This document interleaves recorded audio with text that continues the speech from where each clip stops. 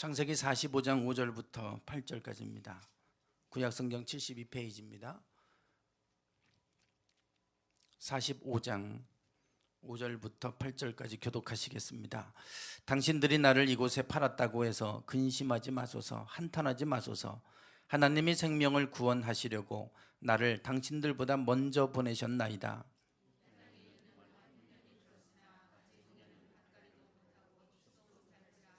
하나님이 큰 구원으로 당신들의 생명을 보존하고 당신들의 후손을 세상에 두시려고 나를 당신들보다 먼저 보내셨나니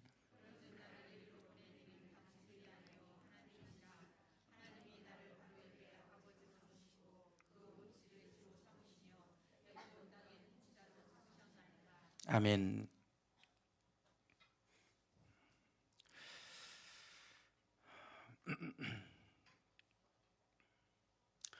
지난 금요일에 몇 분의 목사님들하고 색소폰 연습이 있었습니다. 4월 초에 남부연회가 열리는데 그때 우리 목회자들 색소폰을 부는 목사님들 특송을 한다고 그래서 소집해서 연습을 하고 있습니다.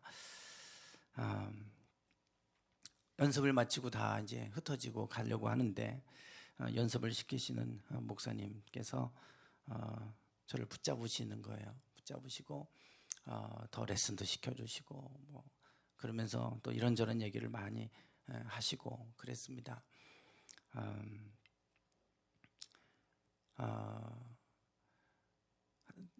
저의 입장에서 보면 참 어른 같은 어른이시고 한참 위에 있는 어른이시고 그래서 뭐 가까이 하지도 할 시간도 없었고 또 가까이 하지도 못하는 이제 그런 목사님이셨는데 저녁 식사도 같이 하면서 이런저런 이야기를 많이 해주셨어요. 식사를 하면서 그 목회 여정을 말씀을 하셨습니다. 대전에 오기 전에 벌써 대전에 오신 지 10년 정도 되셨다고 했는데요. 대전에 오시기 전에는 강원도에서 목회를 하셨다는 겁니다. 강원도에 있을 때는 참 기도도 많이 하고 그러셨다고 그러면서 얘기를 하세요. 기도할 때 강원도에서 목회하면서 기도할 때 하나님이 10년을 준비해라 그런 마음을 주셨답니다. 그래서 하나님의 응답을 받고 정말 열심히 기도하고 막 산에 가서 산 기도도 하고 열심히 기도하고 목회하면서 그렇게 하셨다는 거예요. 그러다가 대전에서 한 교회에서 담임 목사님을 청빙한다는 공고를 보고 지원을 하셨던 것 같아요. 그 교회가 어떤 교회인지도 잘 몰랐다 이제 그런 얘기도 하세요. 아주 큰 교회입니다. 거의 뭐 1,000명이 넘고 조금만 더 있으면 2,000명도 되는 그런 큰 교회인데 그 교회에서 이제 청빙 공고를 보고 지원을 하신 거예요. 물론 지원은 했지만 뭐 될 거라고 생각은 하지도 않으셨다 이런 얘기입니다. 사실 거의 힘들죠. 강원도에 있고 또 당신이 목회하는 교회가 시골 교회였고 100여 명 모이는 그런 작은 교회 목사였는데 어떻게 1,000명이 넘는 그것도 대전 한복판에 있는 그런 큰 교회로 뭐 오실 수 있겠습니까? 얼마나 많은 쟁쟁한 분들이 많은데 지원서 내서 될 거라고 생각도 못하고 내셨다는 거예요. 그런데 결과적으로 되신 거예요. 그러니까 이제 오셨는데 그 청빙위원들 장로님들이 이제 많은 지원들을 이제 하신 그 목사님들을 보고 5분을 이제 추렸대요. 그 5분 안에 들어간 거예요. 그래서 추려서 그 5분의 교회를 이제 몰래 들어가서 예배를 드려보고 설교를 듣고 다 이렇게 하고 와서 그것을 나름대로 이제 평가를 해서 회의하고 이 목사님으로 결정을 하게 됐다. 이제 나중에 알게 된 얘기죠. 그래서 이제 담임으로 이제 오게 됐는데 오고 나서 보니까 당신이 기도하고 하나님의 말씀하신 지 꼭 10년이 되던 해랍니다. 정말 10년이 되니까 하나님이 당신을 그렇게 열심히 준비하라고 해서 준비하고 기도하고 했는데 결국은 올 수 없는 곳으로 하나님이 보내셨다는 거예요. 결코 인간의 힘으로 올 수 있는 것도 아니고 환경으로 볼 때나 상황으로 볼 때 도저히 될 수 없는 일인데 되어졌다는 겁니다. 그런 얘기를 하세요. 결국 하나님이 하셨다는 얘기입니다. 내 노력으로 온 것도 아니고 누가 끌어준 것도 아니고 전적으로 하나님이 나를 그렇게 이곳으로 인도하셨다. 이제 그런 목회 여정들을 말씀해 주세요.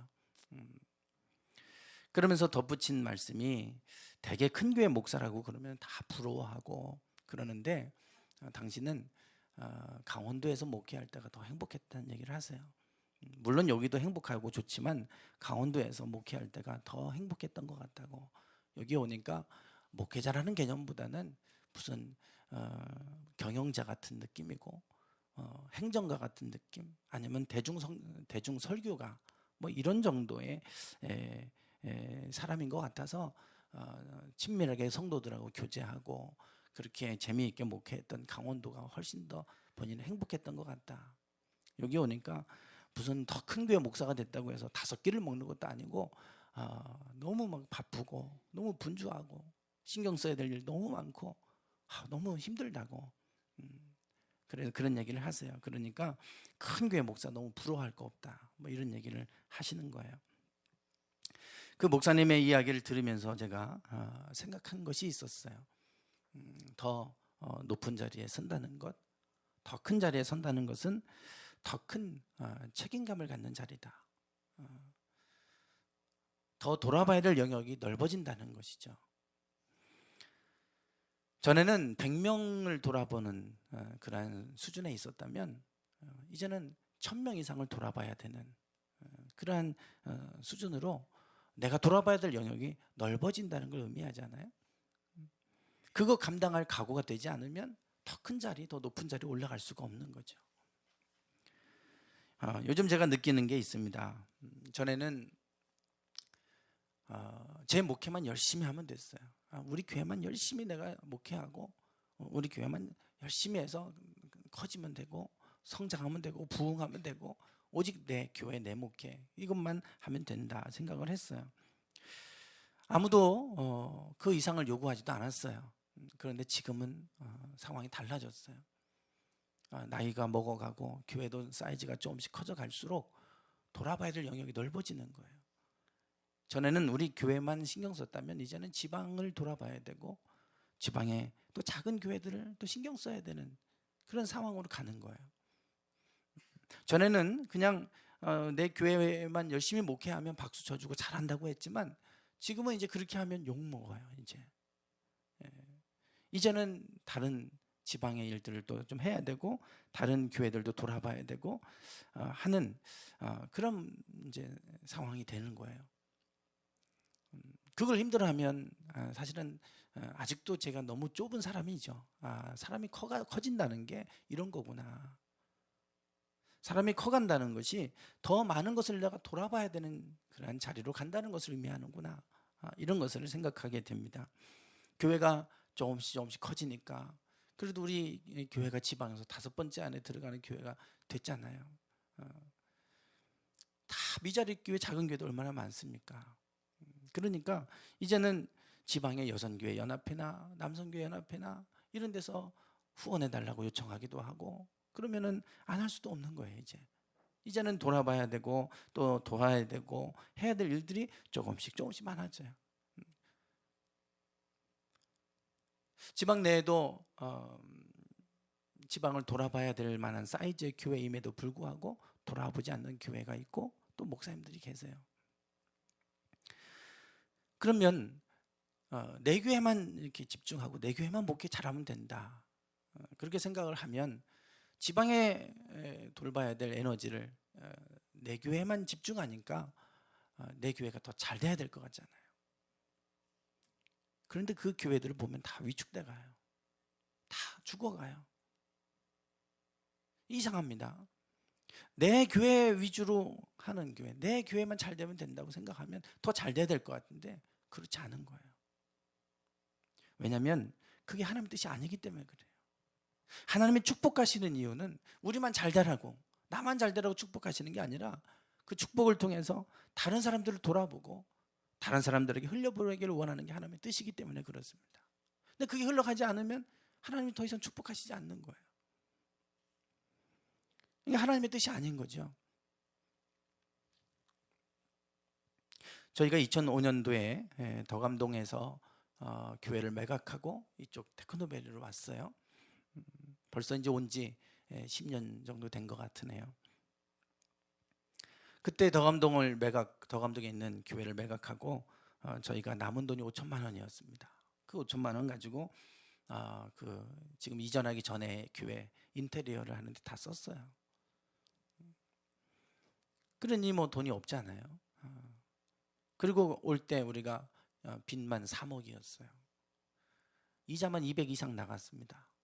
덕암동에 있을 때도 재정 상황이 좋지 않아서 제가 사례비도 제대로 못 받았어요. 그날 그 주에 헌금 조금 나오면 조금 받고 또 나오면 조금 받고 그러니 생활이 안 되죠.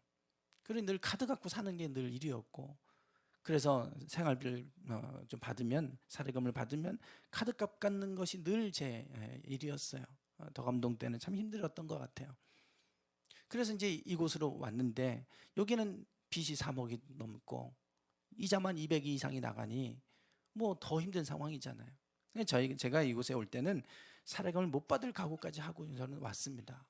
그렇게 왔는데, 그런데 그 상황에서 열방교회 제가 교육전사로 섬겼던 그 교회 부목사님이 중국에 선교를 간다고 좀 선교 후원을 해달라는 거예요. 선교비 지원을 해달라는 전화를 했어요. 저도 사례금을 못 받는 상황인데 그런 전화를 받고 나서 그래도 하나님의 일을 위해 내가 하나님 헌신하기 원하시나 보다. 그리고 그렇게 하겠다고 약속을 했어요. 그리고 10만 원씩 선교비를 하겠다고, 지원하겠다고 그렇게 하고 선교를 했습니다. 그때 임재택 목사님이 이제 그 부교역자니까 부교역자를 파송하고 선교사를 보내니까 중국 선교를 조직을 하고 이제 그러는데 전화를 하셨어요. 저희 교회 사정을 아는데 10만 원을 선교비로 선교한다고 하니까 깜짝 놀라신 거예요. 나중에 그 중국 선교에 들어가서 보니까 다른 큰 교회 목사님들도 5만 원밖에 다 안 하더라고요. 근데 우리 교회에서 정말 어려운 사정을 아셨는데 10만 원씩 한다니까 놀라신 거예요. 그리고 격려해 주시고 칭찬해 주시고 그렇게 힘을 주셨어요. 그런데 참 감사하게도 테크노밸리 와서 그러고 나서 한 번도 제가 사례금을 제때 못 받은 적이 없었어요. 하나님 한 번도 그렇게 굶기신 적도 없었고요. 그게 하나님의 뜻이에요. 하나님의 마음은 우리가 나만 돌아보고 내 교회만 돌아보는 것이 아니라 어려워도 누군가를 돌아보기 시작할 때 하나님 더 많이 돌아볼 수 있게 축복하시는 거예요. 그때부터 우리 교회가 선교의 영역이 더 넓어졌어요. 더 많이 설교하게 하셨고 그렇게 이끌어 오셨어요. 그래서 우리가 나 자신만 돌아보면 더 잘 살 것 같은데, 더 잘 될 것 같은데 결국은 그게 죽어가는 일이더라고요. 그게 아니라 내가 어려워도 나보다 다른 사람을 또 돌보기 시작하면 하나님이 더 돌볼 수 있게 열어주시고 축복하시고 세워주시는 걸 봅니다. 우리가 성장한다는 게 무엇입니까? 우리가 어릴 때는 자기만 생각해요. 나만 봅니다. 그런데 조금 이제 나이가 들면 나가 아닌 다른 사람을 생각하게 되죠. 내가 이렇게 하면 저 사람은 어떻게 받아들일까? 내가 이렇게 하면 저 사람은 어떻게 생각할까? 다른 사람의 시선을 생각하게 돼요. 다른 사람들을 이제 보는 눈이 열리는 거죠. 그래서 배려하게 되는 겁니다. 그러고 나서 또 조금 지나면 이제는 결혼하게 돼요. 그러면 가정을 책임져야 되잖아요. 자기만 책임지는 것이 아니라 가정을 책임져야 돼요. 배우자를 또 돌봐야 되고 관심을 갖고 배우자에게 또 맞춰서 살아야 되고, 자녀를 낳으면 자녀를 또 키워야 돼요. 자녀를 또 돌봐야 돼요. 예전에 우리 아이들을 한창 키울 때 힘들어하면 주변에서 그런 얘기를 하셨어요. 그래도 지금이 좋을 때라고. 아이들이 걷기 시작하면 더 힘들어진다고. 걷기 시작하고 힘들어 막 계속 걸으려고 하니까 맨날 쫓아다녀야 되고 그렇잖아요. 근데 좀 더 크니까요, 그때가 좋은 때라고 그래요. 또 커서 또 사춘기 되면 또 이게 말을 안 듣고 눈에 불을 켜고 다니고 그렇잖아요. 그런데 또 그때가 또 좋은 거예요. 그렇게 해서 나중에 대학하고 하면 할수록 우리의 근심이 더 커지더라고요. 더 커져요. 장가 보내고 시집 보내고 가면 끝날 것 같지만 저희 어머니를 보니까 끝이 아니에요. 그 자녀들의 손주까지도 돌봐야 되고 사위, 며느리까지 챙겨야 되고.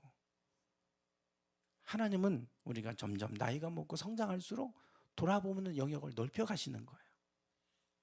그런데 그 나이가 돼서 다른 사람은 돌아봐야 될 나이인데 자기만 돌아보고 있다면 이건 문제가 있는 거잖아요. 결혼하고 자녀를 낳고 했는데 자녀도 안 돌아보고 자기만 돌아보고 있고 자기만 신경 쓰고 있고 그러면 이건 어린아이 같은 거죠. 하나님은 우리가 점점점 자라나고 성장할수록 더 많은 사람들을 돌보기를 원하시는 거예요. 그게 성장한다는 거죠. 나만 내 믿음만 보고 있고 나만 사는 것만 보고 있다면 그러면 여전히 우리는 어린아이 신앙이 머물러 있는 겁니다. 하나님은 우리의 관심의 영역이 더 커져가고 넓어져 가길 원하세요. 그게 하나님의 뜻이에요. 오늘 본문 말씀을 보면 요셉에 관한 이야기가 나옵니다. 새벽에 우리가 이번 주 새벽에 요셉에 대해서 말씀들을 좀 나눴어요. 믿음의 조상들 아브라함, 이삭, 야곱, 요셉 이분들에 관한 말씀을 제가 준비하고 나누면서 많은 것도 생각하고 또 저도 도전받고 그렇게 이제 했는데요. 특별히 요셉에 대해서 제가 도전받은 부분이 오늘 읽은 말씀입니다. 요셉은 형들의 미움을 받아서 노예로 팔려갔죠. 그 형들은 친형이 아닙니다. 배다른 형들입니다. 옛날에야 일부 다처제로 자녀들을 많이 낳아야 되니까 배다른 형제들이 참 많았죠. 지금도 아동 학대 문제가 사회적인 이슈가 돼서 이렇게 그 자녀들이 학대를 당하다가 숨지는 일, 살해되는 일 그런 일들이 자꾸 뉴스를 통해 보도가 되고 있는데요. 되게 이제 친부모도 그럴 수 있겠지만 친부모가 아닌 경우가 지금 많이 이렇게 나타나는 걸 봅니다. 자기 자녀가 아니니까 막 학대하고 심지어 죽게끔 이렇게 때리는 그런 모습들을 보게 되는데 지금도 그런데 옛날은 어떻겠어요? 생명을 존중히 여기지 않았던 옛날 시대는 더더욱 말할 수 없었겠죠. 배다른 형제니까 미워하는 마음에 얼마든지 죽일 수도 있고 얼마든지 노예로 그냥 팔아버리는 거 일도 아니었을 거예요. 요셉을 노예로 팔아버렸어요. 요셉은 형들의 미움을 받아서 이제 노예로 전락합니다. 그 분노가 얼마나 컸겠습니까? 그런데 요셉이 그 애굽 땅에서 성공한 거예요. 소위 말해서. 그래서 총리의 자리까지 올라갑니다. 하나님이 바로의 꿈을 해몽하게 하셔서 그래서 총리의 자리까지 서게 하셨어요. 그때에 그 애굽 땅에 흉년이 왔고 그 흉년을 때에 식량을 얻기 위해서 그 형들이 찾아온 겁니다. 그래서 이제 요셉과 형들이 이제 만나게 됐는데 그 요셉은 형들을 알아봤어요. 그러나 형들은 요셉을 몰랐죠. 나중에 형들이 그 요셉을 총리가 자신들이 노예로 팔았던 요셉임을 알게 되고 아주 두려움에 떱니다. 두려워 벌벌 떨어요. 그 상황 속에서 이 요셉이 형들을 향해서 지금 하고 있는 얘기입니다. 오늘 본문 말씀이 7절을 한번 보시죠. 7절입니다. 같이 한번 읽어보시겠습니다. 시작.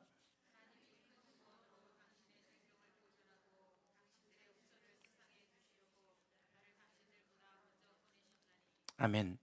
참 쉽지 않은 고백입니다. 하나님이 큰 구원으로 당신들의 생명을 보존하고 당신들의 후손을 세상에 두시려고 나를 당신들보다 먼저 보내셨나니. 참 형들이 미웠을 거예요. 자기를 노예로 팔아먹었던 형들. 보란듯이 복수하고 싶은 마음 왜 없었겠어요? 요즘 나오는 TV 드라마들 보면 다 복수하는 그런 드라마들이잖아요. 얼마든지 복수하고 하려면 복수할 수 있는 그런 위치에 있어요. 그런데 요셉은 그렇게 말하지 않아요. 이 7절의 주어를 한번 잘 보세요. 주어가 무엇입니까? 나를 당신들보다 먼저 보내셨다 그래요. 하나님이, 주어가 하나님이에요. 당신들이 나를 보낸 게 아니라 하나님이 나를 보내셨다는 거예요. 요셉이 알게 된 사실은 이겁니다. 오늘 우리는 이 주어를 잘 찾아야 돼요. 주체가 형들이 나를 보내서 내가 여기 왔다. 늘 그 생각 갖고 살았다고 생각해 보세요. 분노로 가득 차서 견딜 수가 없었을 거예요. 형들 때문에 내가 이렇게 됐다. 형들이 나를 보내서 내가 노예가 됐고, 형들이 나를 보냈다고 생각했다면 아마 요셉은 총리의 자리까지 올라갈 수 없었을 겁니다. 그 상황을 어떻게 견딥니까? 어떻게 그 분에서 어떻게 이길 수 있겠어요? 우리는 물론 형들이 보냈죠. 그렇지만 요셉은 형들이 보낸 것이 아니라 하나님이 나를 보내셨다. 그걸 발견한 거예요. 오늘 우리가 알아야 되는 것은 바로 이것이죠. 때로는 많은 일들이 일어납니다. 그런데 그 주체가 하나님이라고 하는 것, 하나님이 나를 보내셨다고 하는 것을 깨닫는 순간부터 미움의 마음은 사라지는 거예요. 형들이 보낸 게 아니라 하나님이 보냈으니까.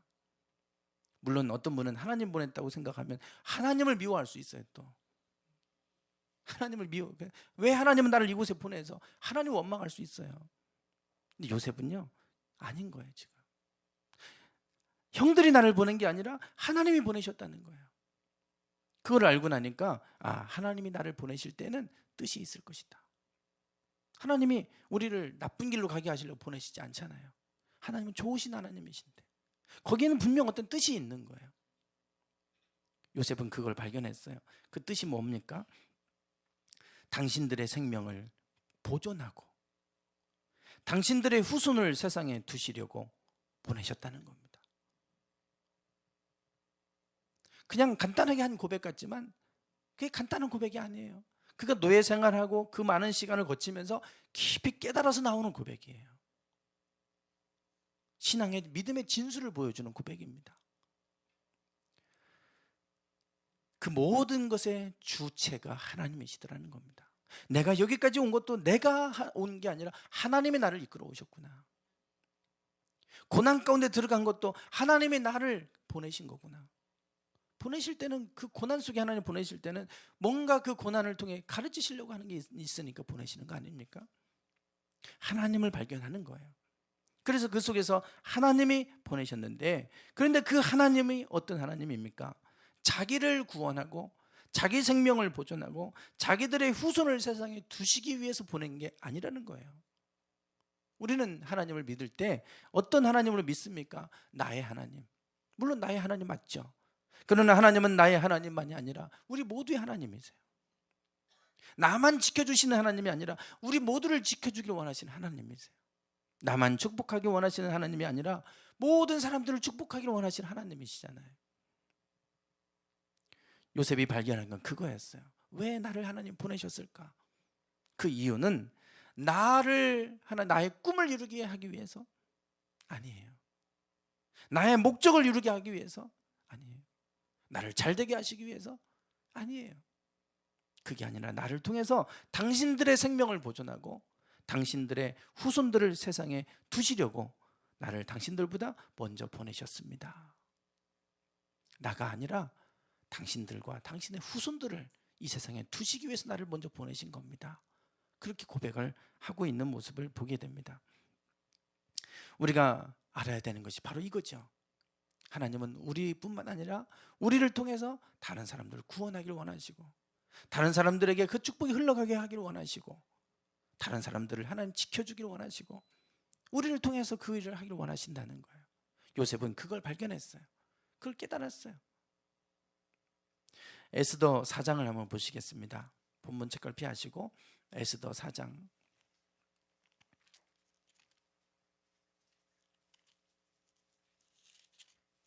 753쪽입니다.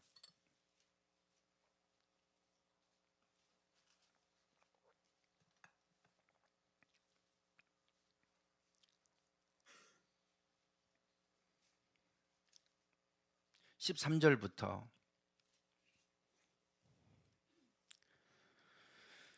16절까지입니다. 같이 읽어보겠습니다. 모르드게가 그를 시켜 에스더에게 회답하되 너는 왕궁에 있으니 모든 유다인 중에 홀로 목숨을 건지리라 생각하지 말라. 이때에 내가 만일 잠잠하여 말이 없으면 유다인은 다른 데로 말미암아 노임과 구원을 얻으려니와 너와 내 아버지 집은 멸망하리라. 내가 왕후의 자리를 얻은 것이 이때를 위함이 아닌지 누가 알겠느냐 하니 에스더가 모르드게에게 회답하여 이르되 당신은 가서 수산에 있는 유다인을 다 모으고 나를 위하여 금식하되 밤낮 3일을 먹지도 말고 마시지도 마소서. 나도 나의 시녀와 더불어 이렇게 금식한 후에 규례를 어기고 왕에게 나아가리니 죽으면 죽으리이다 하니라. 아멘. 에스더가 바벨론의 포로로 끌려간 유다인의 후손입니다. 페르시아가 바벨론을 멸망시키고 페르시아 제국이 됐을 때 그 페르시아 제국에서 그 에스더는 왕후의 자리까지 올라갔습니다. 참 대단한 자리죠. 그런데 그 페르시아의 하만이라고 하는 총리 대신이 이 모르드게와 유대인들을 싫어해서 다 죽일 계획을 세웁니다. 히틀러가 그랬죠. 유대인을 다 이렇게 학살하고 하는 그런 일을 자행했는데 역사에 보면 하나님의 백성들을 이렇게 끊어놓으려고 하는 일들이 얼마나 많았는지 몰라요. 이 모르드게와 에스더의 때도 그런 일이 있었어요. 그래서 다 죽이려고 했는데 그걸 알고 모르드게가 이제 자기들을 구원할 사람은 지금 에스더밖에 없는 거예요. 에스더에게 가서 도움을 요청합니다. 그랬더니 에스더가 말하죠. 왕의 규례를 어기고 왕이 부르지도 않았는데 내가 왕에게 가면 난 죽습니다. 왕이 불러야 가는데 왕이 나를 부르지도 않았고 부른 지 벌써 한 달이 넘었습니다. 날 못 갑니다. 그 얘기입니다. 그 말을 들은 모르드게가 에스더를 향해서 분명하게 얘기하죠. 13절에 그렇게 말합니다. 너는 왕궁에 있으니 모든 유다인 중에 홀로 목숨을 건지리라 생각하지 말아라. 너 혼자 살겠다고 생각하지 말아라. 만약에 내가 잠잠하여 말이 없다면 유다인은 다른 데로 말미암아 노임과 구원을 얻을 것이다. 그러나 너와 내 아버지 집은 멸망하리라. 내가 왕후의 자리를 얻은 것이 이때를 위함이 아닌지 누가 알겠느냐. 모르드게는 에스더를 향해 분명히 얘기합니다. 네가 잘나서 그 자리에 올라갔다고 착각하지 마. 거기 올라가서 너 혼자 살겠다고 생각하지 마. 거꾸로 그렇게 생각하면 너희 집은 멸망할 거다. 그러나 우리는 하나님이 다른 데로 말미암아 분명히 구원하실 거야. 우리는 착각합니다. 나의 것 지키기도 힘들고 나의 가정 돌보기도 힘든데 다른 사람까지 나 못 돌봐. 그거 보면 나 죽어. 이 생각을 우리가 할 수 있죠. 그런데 그렇게 생각하는 순간에 우리는 죽어요. 나를 생각하고 나만 생각하고 움켜쥐고 그러면 살 것 같은데 죽습니다. 하나님은 에스더를 통해서 모든 유대인들을 구원하기를 원하신다. 모르드게가 에스더에게 한 말이고 에스더는 그 말을 듣고 깨닫습니다. 그렇구나. 그리고 나서 금식을 하고 그리고 규례를 어기고 왕에게 나갑니다. 죽으면 죽으리이다. 죽을 각오하고 간 거예요. 그랬더니 하나님이 살게 하셨고 자기만 산 게 아니라 다 살게 하셨어요. 그게 하나님의 뜻이고 하나님 하시고자 하는 바이죠. 다시 요셉 얘기로 돌아가겠습니다. 창세기 50장을 좀 보실까요?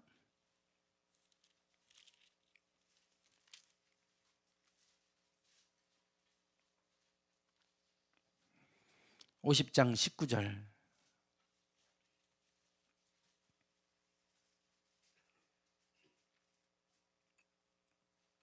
제가 읽겠습니다. 요셉이 그들에게 이르되 두려워하지 마소서. 내가 하나님을 대신하리이까. 당신들은 나를 헤아려 하였으나 하나님은 그것을 선으로 바꾸사 오늘과 같이 많은 백성의 생명을 구원하게 하시려 하셨나니 당신들은 두려워하지 마소서. 내가 당신들과 당신들의 자녀를 기르리이다 하고 그들을 간곡한 말로 위로하였더라. 아멘. 요셉이 야곱과 그 형들이 이제 흉년의 때 이집트 애굽 땅에 와서 같이 살았어요. 근데 이제 아버지 야곱이 죽은 거예요. 그러니까 형들이 또 두렵습니다. 이제 요셉이 아버지 때문에 우리를 살려둔 것 같은데 아버지가 돌아가셨으니 이제 우리를 또 다 죽이지 않을까 두려워하는 마음을 가졌을 때 요셉이 형들을 향하여 또 이야기합니다. 두려워하지 마소서. 내가 하나님을 대신하리이까. 내가 하나님을 대신하겠습니까? 당신들은 나를 헤아려 하였으나 하나님은 하나님은 그것을 선으로 바꾸사 오늘과 같이 많은 백성의 생명을 구원하게 하시려 하셨나니.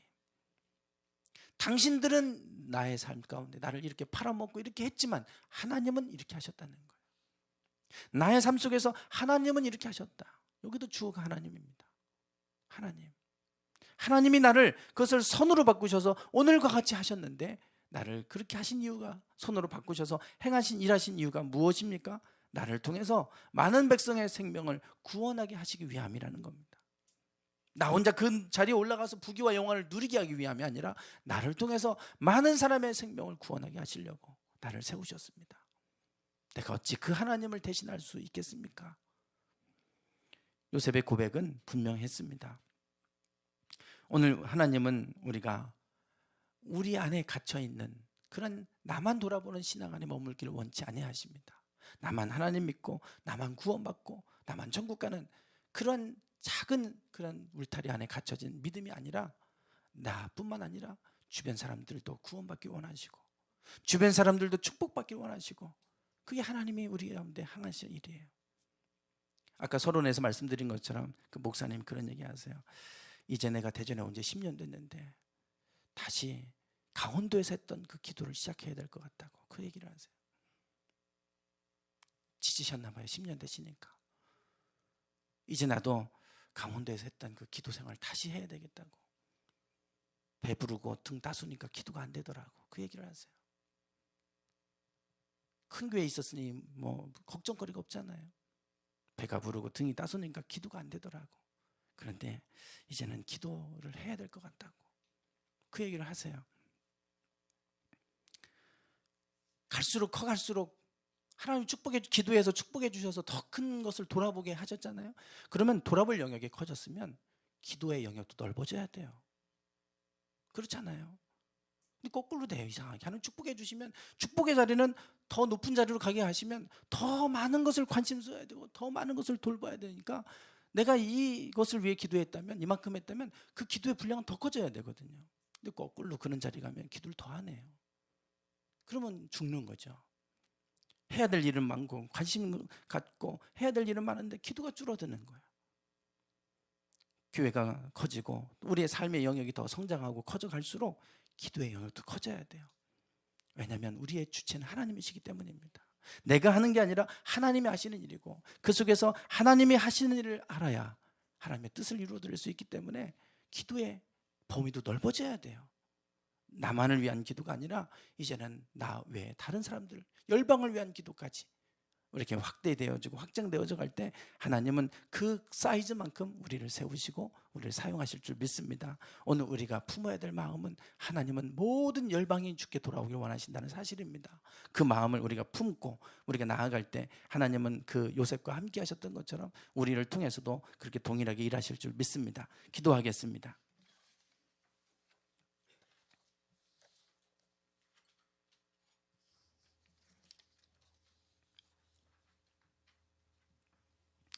하나님, 우리의 삶을 다시 한번 돌아봅니다.